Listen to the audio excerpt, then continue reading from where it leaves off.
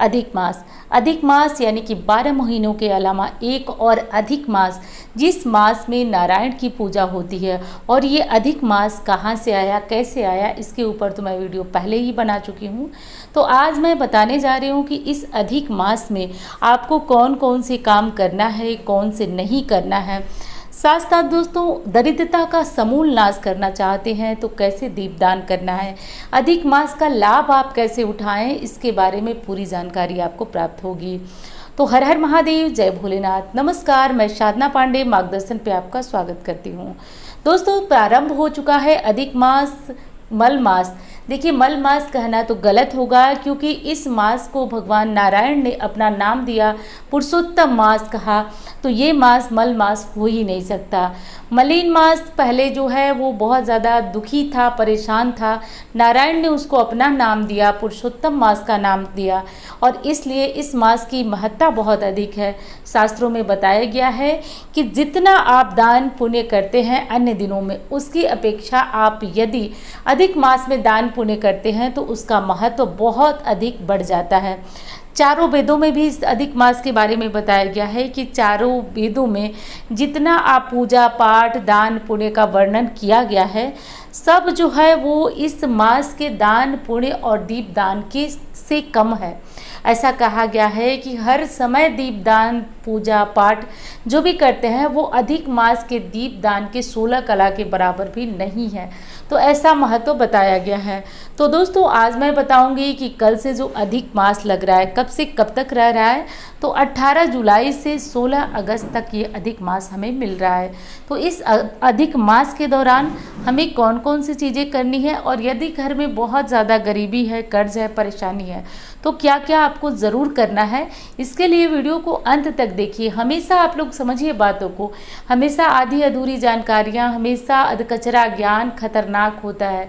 तो बातों को पूरा सुनिए, बातों को सुनिए, उसके बाद जो है जो आप समझ में आए वो आप करिए।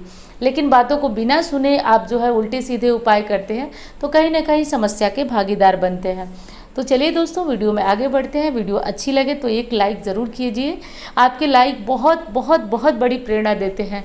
और चैनल को सब्सक्राइब कर लेंगे तो जैसे कि मैं बार बार कहती हूँ कि देखिए, कभी वीडियो समय से जाती है और कभी कभी थोड़ा विलंब हो जाता है, क्योंकि थोड़ा सा सभी जानते हैं कि आजकल सावन का महीना है, पूजा पाठ व्रत इत्यादि के दौरान जैसे समय मिलता है तुरंत ही वीडियो अपलोड होती है। तो कोई चीज़ आपसे छूट ना जाए। जैसे कि आपके बहुत कमेंट आ रहे हैं कि अधिक मास की वीडियो आपकी नहीं आई, अधिक मास की वीडियो नहीं आई। तो अधिक मास की वीडियो बिल्कुल मैं तैयारी तो कर ली थी, लेकिन थोड़ा सा समय लग गया आपको देने में, तो उसके लिए क्षमा करिएगा। और चैनल को के मतलब जुड़े रहेंगे तो आपको इस तरह की कोई भी जानकारी छूटेगी नहीं। तो चैनल को सब्सक्राइब करके और घंटी ज़रूर दबा दीजिएगा। तो चलिए, पहली चीज़ कि अधिक मास में आपको सबसे पहले क्या करना है कि देखिए, कुछ लोग तो व्रत धारण करते हैं, तो व्रत के नियमों के बारे में थोड़ा सा समझ लेते हैं। जो लोग अधिक मास का व्रत धारण करते हैं उन्हें एक समय जो है वो मीठा आहार लेना होता है, पूरे दिन जल और फल लिया जाता है। अधिक मास के व्रतधारी को चप्पल नहीं पहनना चाहिए, साथ साथ जमीन पे भूमि शयन करना चाहिए, किसी नदी तालाब सरोवर में स्नान करना चाहिए। स्नान के बाद अब मैं जो बताने जा रही हूँ उसको सुनिए। सभी व्रत नहीं धारण कर पाते हैं, लेकिन जो व्रत धारण करते हैं, व्रतधारी के लिए जो मैंने नियम बताया वो समझ लीजिए। लेकिन जो लोग व्रत नहीं करते हैं वो और क्या क्या करके पुण्य अर्जित कर सकते हैं, चलिए अब उनके लिए बताती हूँ जो व्रत नहीं धारण कर पाते हैं। आप लोग लहसुन प्याज इत्यादि तो सावन वैसे ही चल रहा है, नहीं खा रहे होंगे, लेकिन जिनके घर में नहीं चलने लायक है वो खाइए, झगड़ा वगड़ा मत करिए या परिवार में दिक्कत ना करिए। आप लोग बस मन से साफ शुद्ध और सात्विक हो जाइए। हमारे शास्त्र में विधान है कि 3 बार जब भी कोई पूजा पाठ करते हैं आप, तो आचमन कराया गया है। ओम केशवाय नमः, ओम माधवाय नमः, ओम नारायणाय नमः। इसका अर्थ क्या होता है समझिए। 3 बार अपने मुख में जल लेकर के नारायण का स्मरण मात्र कर लेने से आपका शरीर पवित्र हो जाता है। तो चलिए, स्नान के बाद अब आप घर में जो तुलसी पूजा है, शालिग्राम जी, लड्डू गोपाल जी जो भी हैं, आप उनका पूजन करिए, विधि विधान से जो पूजन करिए। इस अधिक मास में आप विष्णु सहस्त्र नाम का पाठ कर सकते हैं, ओम नमो भगवते वासुदेवाय मंत्र का जप कर सकते हैं। जिन लोगों को विष्णु सहस्त्र नाम का पाठ करने में दिक्कत आती है वो हमारी वेबसाइट पे पहुँचे, मार्गदर्शन साधना.com, वहाँ मैंने खुद से लिख करके बिल्कुल अलग अलग संस्कृत के जो जटिल शब्द हैं उनको अलग अलग तोड़ करके और हमने खुद लिखा है, तो उसे पढ़िए या एक क्लिक में डाउनलोड भी कर सकते हैं, जिसको आप अपने मोबाइल में रखकर वो PDF है, इसको आप पढ़ सकते हैं। तो एक बार फिर बता दूं, मार्गदर्शन साधना.com गूगल में जाकर सर्च करेंगे तो वेबसाइट पे पहुंचकर आप विष्णु सहस्त्रनाम को डाउनलोड करके रोज पढ़ सकते हैं। अब बताती हूँ इससे क्या होगा। देखिए, कहा गया है कि विष्णु सहस्त्र नामावली का पाठ करने से व्यक्ति के सारे ग्रह उसके अनुकूल हो जाते हैं, यानी कि उसके अनुसार फल देने लगते हैं। साथ साथ यदि विवाह में विलंब हो रहा है तो वो समस्या दूर होती है, पति पत्नी के बीच नहीं बनती है वो भी दूर होती है। और एक बहुत महत्वपूर्ण बात कि जहाँ विष्णु सहस्त्र नाम का पाठ होता है वहाँ लक्ष्मी जी को बुलाने आह्वान की ही आवश्यकता नहीं होती है, वो बिना बुलाए आपके घर पे प्रवेश कर जाती है, क्योंकि जानते हैं कि विष्णु जी के स्मरण मात्र से लक्ष्मी वहाँ विराजमान हो जाती हैं। तो ये काम आप सभी स्नान के बाद सुबह सवेरे कर सकते हैं। एक और चीज़ है कि इस समय कोई भी शुभ काम नहीं होगा, मुंडन, जनेऊ, विवाह, शादी, ये सारी चीज़ें इस समय बिल्कुल नहीं होंगी, बंद हैं। क्योंकि देखिए, वैसे चातुर्मास में तो ये सारी चीज़ें बंद होती हैं, लेकिन फिर भी बता रही हूँ आपको कि ये जो है वो पुरुषोत्तम मास वो सिर्फ पूजा पाठ के लिए, कोई शुभ कर्म नहीं किया जाता है, लेकिन पूजा पाठ के लिए बहुत महत्वपूर्ण है। तो ये हो गया। अब अगली चीज़ आपको करनी है कि दीप दान इस मास में करने का अपना अलग ही महत्व बताया गया है।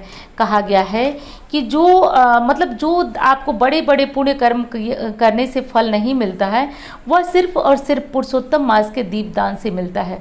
और कहा गया है कि जो चारों वेदों में दान, पुण्य, पूजा पाठ सब बताया गया है, वो पुरुषोत्तम महीने की दीपदान की 16वीं कला के बराबर, 16वीं कला मतलब रंच मात्र के बराबर भी नहीं है। तो ये इतना महत्व है दीपदान का। देखिए, वैसे तो शास्त्रों में नियम बताया गया है, शास्त्रों का मतलब कि देखिए अब बहुत लोगों को कन्फ्यूजन ये होगा कि मैं क्या बता रही हूँ।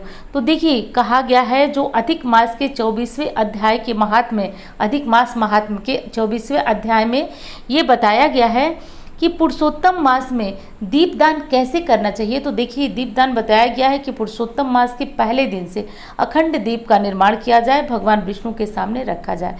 लेकिन देखिए, 1 माह तक अखंड दीपक चलना भी मुश्किल है और मतलब मुझे नहीं लग रहा है कि कोई ये काम कर पाएगा।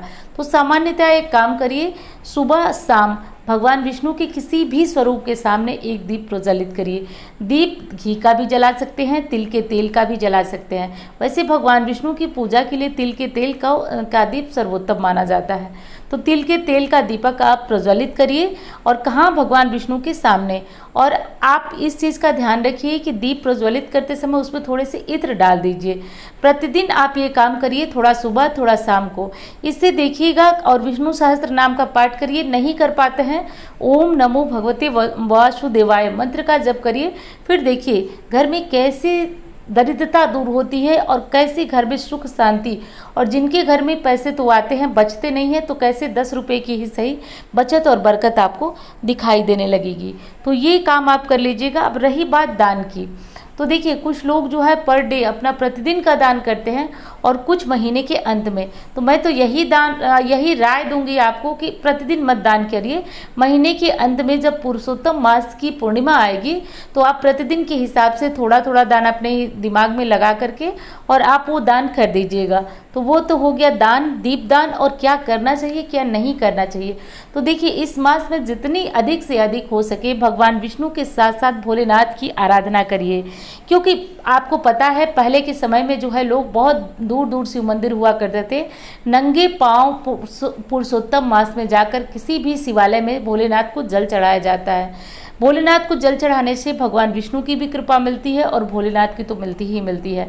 तो आप सभी ये काम भी कर सकते हैं। और अधिक मास का व्रतधारी के नियम मैं पहले वीडियो में बता चुकी हूँ, तो देख लीजिए।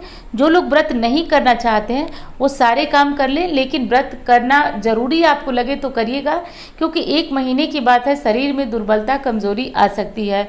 तो वो सब देख लीजिएगा। और चलिए दोस्तों, वीडियो अच्छी लगे तो लाइक करिएगा, चैनल को सब्सक्राइब कर लीजिएगा, और अच्छी लगे तो दूसरों के साथ शेयर कर लीजिएगा। और कमेंट बॉक्स में खूब हर हर महादेव, जय नारायण के जो है जयकारा लगाइए, गूंजने दीजिए ब्रह्मांड में, और सबकी भगवान करे कि इच्छा पूर्ण हो, ऐसी कामना करती हूँ। धन्यवाद।